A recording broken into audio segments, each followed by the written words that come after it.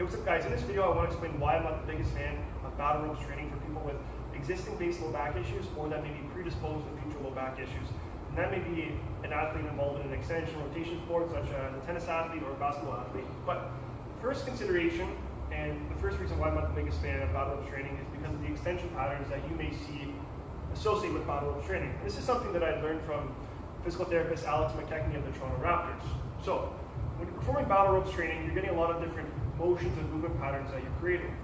And one type of movement that can illustrate this best is the slam. So when you have the ropes, so one style of training that you see people perform is the slam. So when people perform the slam, they're forcefully raising the ropes and slamming them down. But what that's doing is, as we're coming up, we're going into this extension pattern, and then we're slamming down.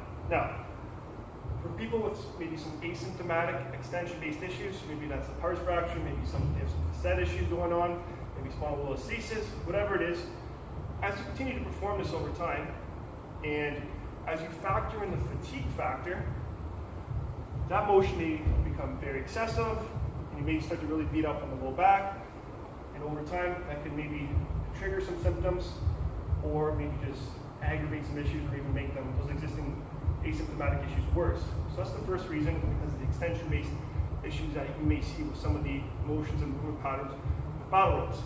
The second now is the micro movements. So when you're dealing with people with back issues, or maybe athletes that have some asymptomatic degenerative issues, maybe they have some bone spurs, maybe they have a little flatter disc, maybe a disc herniation, disc bulge, whatever it is.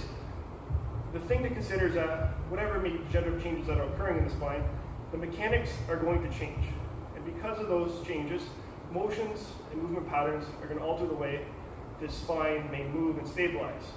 So for someone with maybe some bone spurs on the back, there's going to be some instability perhaps because those bone spurs are laid down. Now, as you start performing battle ropes training, and if you were to do maybe the snake exercise, or just an alternating grip, you're getting these motions at the lumbar spine, whether it's side to side, forward, back, or maybe you're doing circles, that could maybe trigger or create some micro movements that may trigger some symptoms or a pain response in the back here. So if you're not really controlling for that by keeping the core tight, maybe you have a lack of awareness for core control, you have some existing back issues, you could run into some trouble because of the different motions and movement patterns you're creating.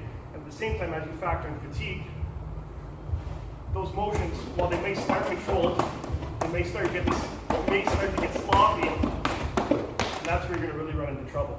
So, with regards to battle ropes, I'm not the biggest fan of using them for people with existing low back issues or that may be predisposed to future low back problems, such as an athlete involved in an extension or oriented extension rotation-based sport. But it's not to say I don't use battle ropes, it just really depends on the context.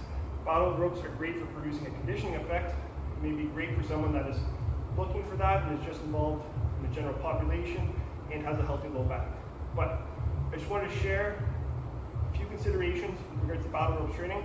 This is for anyone that may have some existing base back issues and is just looking to prevent them from maybe triggering, or is just looking to prevent any aggravation or whatnot. So just a few thoughts. Hope you guys enjoyed this video, and I wish you guys all the best.